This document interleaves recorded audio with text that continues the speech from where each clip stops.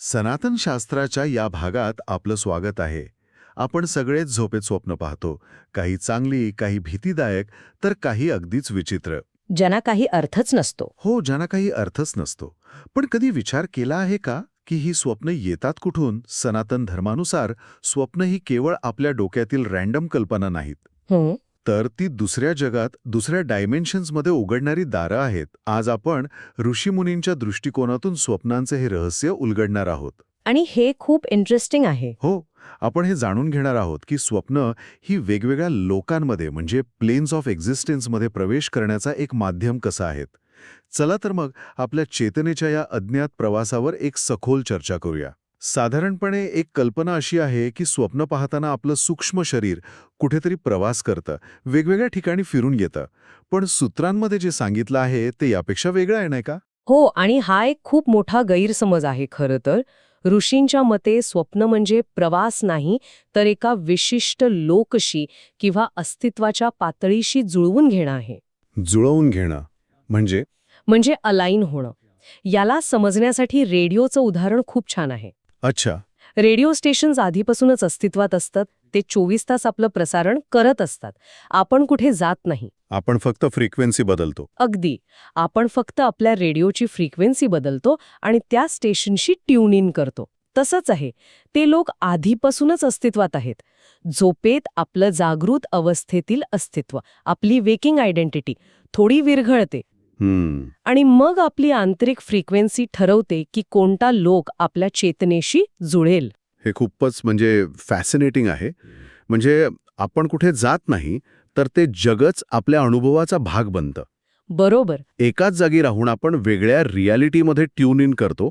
पण मग ही फ्रिक्वेन्सी नक्की ठरवतं कोण? असं काय होतं झोपल्यावर की ही प्रक्रिया सुरू होते? जेव्हा आपण गाढ झोपतो तेव्हा 3 गोष्टींची पकड आपल्या चेतनेवरून ढिली पडते. ओके. पहिली, इंद्रिय बंधन. म्हणजे आपल्या 5 इंद्रियांची बाह्य जगावरील पकड पूर्णपणे सुटते. हो. दुसरी गोष्ट, अहंकार. म्हणजे मी हे शरीर आहे, माझं नाव हे आहे, ही जी तीव्र भावना असते ती शांत होते. आणि तिसरी, सर्वात महत्वाची गोष्ट म्हणजे रैखिक काळ, लिनियर टाइम. भूतकाळ, वर्तमान काळ आणि भविष्यकाळ यातील जो स्पष्ट भेद असतो तो नाहीसा होतो. खरे, स्वप्नात आपण एका क्षणी लहानपणी असतो तर दुसऱ्या क्षणी भविष्यकाळात. वेळेचं गणितच नसतं. अगदी. या 3 गोष्टींची पकड सुटल्यावर मग उरतं काय? कोण चालवतो हा सगळा शो? तेव्हा फक्त 3 गोष्टी सक्रिय राहतात आणि त्या आपली फ्रिक्वेन्सी ठरवतात. त्या म्हणजे चित्त, जे आपल्या अगणित जन्मांच्या स्मृतींचं आणि संस्कारांचं क्षेत्र आहे. वासना, ज्या आपल्या सुप्त प्रवृत्ती किंवा पूर्ण न झालेल्या इच्छा आहेत. आणि प्राण, म्हणजे आपल्या जीवनशक्तीची दिशा. प्राणाची दिशा. हो, प्राण कोणत्या दिशेने वाहतोय, ऊर्ध्वगामी की अधोगामी, यावर खूप काही अवलंबून असतं. या 3 गोष्टी मिळून आपली फ्रिक्वेन्सी बनवतात. म्हणजे याचा अर्थ असा की आपल्याला जे हवं आहे किंवा ज्याची आपण इच्छा करतो ते स्वप्नात दिसत नाही. अगदी बरोबर. आपल्याला जे हवं आहे ते नाही, तर आपण आतून जे आहोत ते दिसतं. अच्छा. आपण जे कर्म, ज्या वासना, ज्या स्मृती आतून वाहून नेत आहोत ते स्वप्नांच्या रूपात प्रकट होतं. स्वप्न हा आपल्या आंतरिक सत्याचा आरसा आहे, आपल्या इच्छापूर्तीचं माध्यम नाही. म्हणजे आपल्या वासना आणि चित्तातील स्मृतीच आपल्या स्वप्नांचा लोक ठरवतात. हे ऐकून एक गोष्ट स्पष्ट होते की सगळी स्वप्ने एकाच प्रकारची नसतात. नाही, अजिबात नाहीत. काही स्वप्न सकाळी आठवतही नाहीत, तर काही आयुष्यभर सोबत राहतात. ऋषींनी याचं काही वर्गीकरण केलं आहे का? हो, त्यांनी अनुभवाच्या तीव्रतेनुसार आणि त्याच्या उद्देशानुसार 4 मुख्य प्रकार सांगितले आहेत. याने आपल्याला आपली स्वप्न समजायला खूप मदत होते. कुठले आहेत ते 4 प्रकार? पहिला आणि सर्वात कॉमन प्रकार आहे भोग स्वप्न, म्हणजे कन्झम्पशन ड्रीम्स. नावावरून वाटते की हे रोजच्या जगण्याशी, आपल्या सुखदुःखांशी संबंधित असतील. अगदी तसंच. यात सुख, भीती, राग, लैंगिकता, यश अपयश यांसारखे तीव्र भावनिक अनुभव येतात. ही स्वप्न पूर्णपणे अहंकारावर केंद्रित असतात. म्हणजे दिवसभरात ज्या भावना दाबल्या गेल्या. बरोबर. ज्या इच्छा दाबल्या गेल्या, ज्या भावना व्यक्त झाल्या नाहीत, त्या रात्री बाहेर पडतात. ऋषी याला कर्मपचन म्हणतात, कार्मिक डायजेशन. कर्मपचन. हो, म्हणजे एक प्रकारे आपल्या मनाचं डायजेस्टिव्ह सिस्टम. एक्झॅक्टली. दिवसभराचा मानसिक आणि भावनिक कचरा साफ करण्याची प्रक्रिया. म्हणूनच मग ती सकाळी आठवत नाही. हो, म्हणूनच ही स्वप्न खूप नाट्यमय असूनही सकाळी उठल्यावर आपण ती लवकर विसरून जातो, कारण त्यांचं काम झालेलं असतं. याला फारसं आध्यात्मिक महत्त्व नाही, ही एक मानसिक स्वच्छतेची क्रिया आहे. ठीक आहे, म्हणजे ही झाली रोजची स्वप्न. पण काही स्वप्न अशी असतात जी विसरता येत नाही. तीच जागा, तीच व्यक्ती किंवा तीच घटना वर्षानुवर्षे तेच स्वप्न पडत राहतं. हो, ते नक्कीच भोगस स्वप्न नाही. तो कोणता प्रकार आहे? तो आहे दुसरा प्रकार, ज्याला संस्कार स्वप्न म्हणतात, इम्प्रिंट ड्रीम्स. यात तीच जागा किंवा परिस्थिती वारंवार दिसते. अनेकांना स्वप्नात सतत उडण्याचा, पडण्याचा. किंवा परीक्षेला उशीर होण्याचा अनुभव येतो. हो, अगदी. जरी त्यांचं शिक्षण पूर्ण होऊन अनेक वर्ष झाली असली तरी. हो, हे खूप लोकांसोबत होतं. हे एक प्रकारे आपल्या सबकॉन्शियस मनाकडून आलेला रिमाइंडर आहे का? तुम्ही त्याला रिमाइंडर म्हणू शकता. ही स्वप्न पूर्वजन्मातील किंवा याच जन्मातील बालपणीच्या एखाद्या अपूर्ण राहिलेल्या आंतरिक कार्याची आठवण करून देतात. अच्छा. ही शब्दशः आठवण नसते, तर चित्तावर राहिलेला एक खोल ठसा, एक संस्कार असतो. एखादं काम, एखादी तीव्र भावना जी पूर्ण झाली नाही, ती स्वप्नातून पुन्हा पुन्हा वर येते. जोपर्यंत आपण त्यावर काम करत नाही. बरोबर. जोपर्यंत आपण जागृत अवस्थेत त्यावर काम करत नाही, ते स्वप्न आपल्याला सांगत राहतं की इकडे लक्ष देव, इथे काहीतरी बाकी आहे. ठीक आहे. आता तिसरा प्रकार, तो यापेक्षा वेगळा कसा आहे? तिसरा प्रकार आहे संकेत स्वप्न, म्हणजे सिग्नल ड्रीम्स.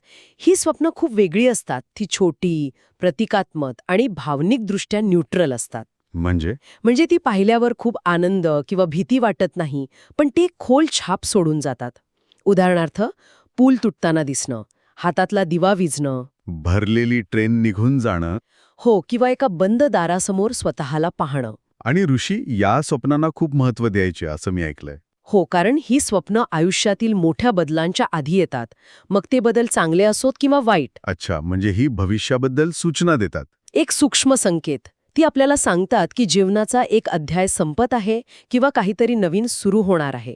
ती आपल्याला तयार करत असतात. आणि चौथा प्रकार, जो कदाचित सर्वात दुर्मिळ आणि महत्त्वाचा असेल. हो, चौथा प्रकार आहे दर्शन स्वप्न, विजन ड्रीम्स.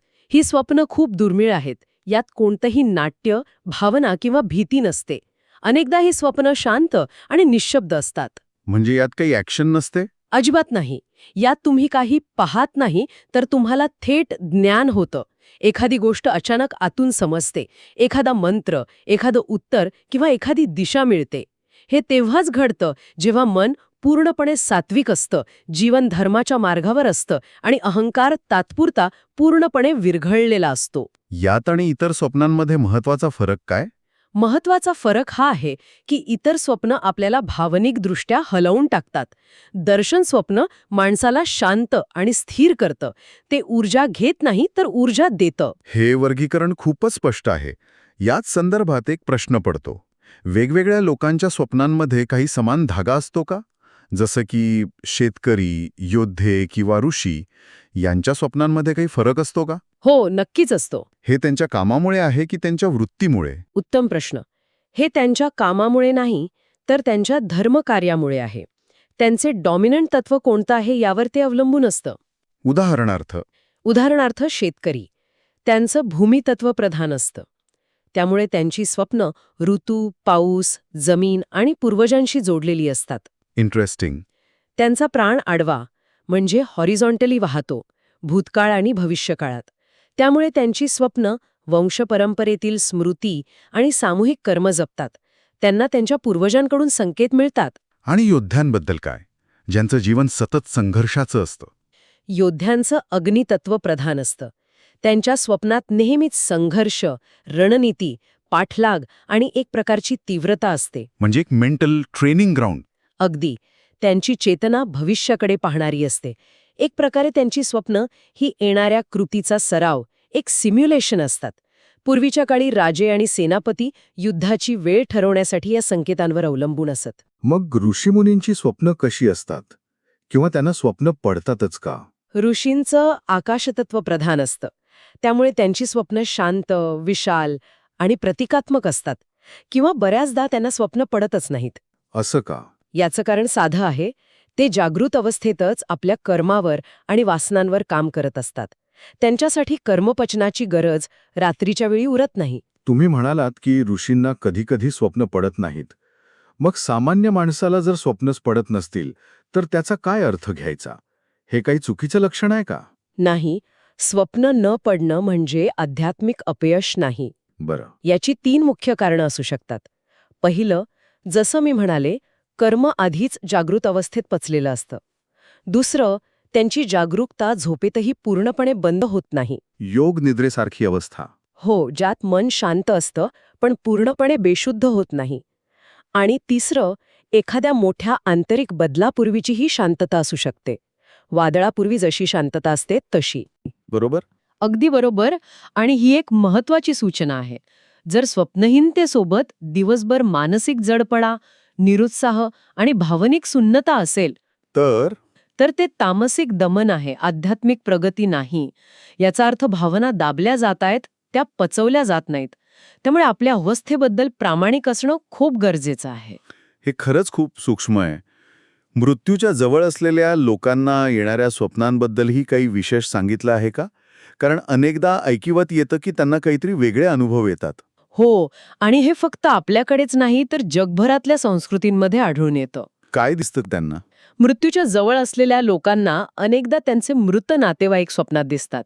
पण ते भीतिदायक रूपात नाही तर निरोगी, शांत आणि आनंदी दिसतात. जणू काही ते त्यांचं स्वागत करायला आले आहेत. अच्छा. त्यांना प्रवासाची स्वप्न पडतात. जसं की ते कुठे जाण्यासाठी पॅकिंग करत आहेत, होडीत बसली आहेत, ट्रेन पकडत आहेत. किंवा एखादा पूल ओलांडत आहेत. हो. यामागे कारण असं आहे की हे संकेत आहेत. त्यांचं सूक्ष्म शरीर आता स्थूल शरीरापासून वेगळं होण्याची तयारी करत आहे. म्हणजे त्यांची चेतना या जगातून आपलं लक्ष काढून घेत आहे. अगदी. ऋषींच्या मते मृत्यू ही एका क्षणात होणारी घटना नाही, तर ती हळूहळू आपलं लक्ष या जगातून काढून दुसरीकडे लावण्याची एक प्रक्रिया आहे. स्वप्न या प्रक्रियेची एक प्रकारे रंगीत तालीम असतात. हे ऐकून मृत्यूकडे पाहण्याचा दृष्टिकोनच बदलतो. आता साधनेच्या मार्गावर असलेल्यांबद्दल बोलूया. अनेक साधक आध्यात्मिक स्वप्न पाहण्याचा प्रयत्न करतात, नाही का? हो, देवाचे किंवा गुरूंचे दर्शन व्हावं यासाठी प्रयत्न करतात. हे योग्य आहे का?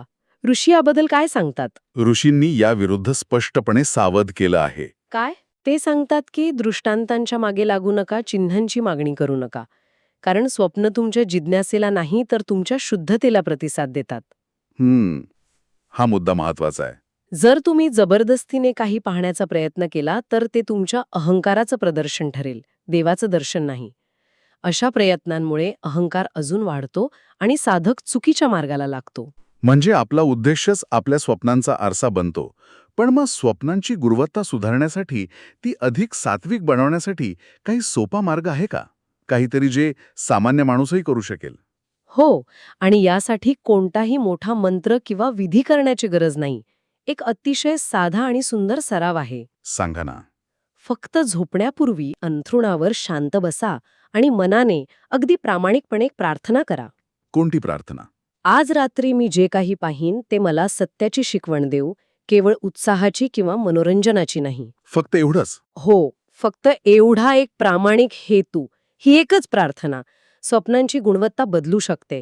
कारण या प्रार्थनेने तुम्ही तुमच्या चेतनेला एक दिशा देत आहात. की मला मनोरंजन नको, मला सत्य हवं आहे. बरोबर. आणि तुमची चेतना त्याला प्रतिसाद देते. वाव. म्हणजे आपल्या जागृत अवस्थेतील जीवनाचा, आपल्या विचारांचा आणि आपल्या हेतूंचा स्वप्नांवर थेट परिणाम होतो. आणि मला वाटतं हाच या संपूर्ण चर्चेचा गाभा आहे. अगदी बरोबर. आणि हाच या संपूर्ण चर्चेतील सर्वात महत्वाचा नियम आहे. आपलं जागृत जीवन आपले स्वप्नलोक ठरवतं. आणि आपले स्वप्नलोक आपल्या पुढच्या जन्माची दिशा ठरवतात. अगदी. स्वप्न ही केवळ रात्रीची गंमत नाही, ती आपल्या पुढच्या प्रवासाची ब्लूप्रिंट आहे. तर आज आपण पाहिलं की स्वप्न ही केवळ मेंदूची एक रासायनिक क्रिया नाही, तर ती आपल्या आत्म्याचा प्रवासाचे निदान आहेत, डायग्नॉस्टिक्स आहेत. बरोबर. ती आपली तयारी दर्शवतात, आपला आंतरिक पत्ता सांगतात की आपण सध्या कोणत्या लोकात वास करत आहोत. त्यामुळे पुढच्या वेळी जेव्हा एखादं स्वप्न आठवेल, तेव्हा त्याचा अर्थ काय असेल हे गुगल करण्यापेक्षा स्वतःला विचारा की हे कोणत्या प्रकारात मोडत असेल. भोग स्वप्न, संस्कार स्वप्न की संकेत स्वप्न? हो, यातून स्वतःबद्दल खूप काही शिकायला मिळेल. जर या चर्चेमुळे तुम्हाला तुमच्या स्वप्नांकडे आणि तुमच्या आंतरिक जगाकडे पाहण्याचा एक नवा दृष्टिकोन मिळाला असेल, तर हा ज्ञानाचा दिवा इतरांपर्यंतही पोचवा. कारण प्रत्येकजण हा प्रवास करत आहे. नक्कीच. या भागाला नक्की लाईक करा, तुमच्या मित्रपरिवारासोबत शेअर करा आणि सनातन शास्त्राला सबस्क्राईब करायला विसरू नका. तुम्हाला आलेले काही विशेष स्वप्नांचे अनुभव असतील तर ते आम्हाला कमेंट्समध्ये नक्की सांगा. भेटूया पुढच्या भागात.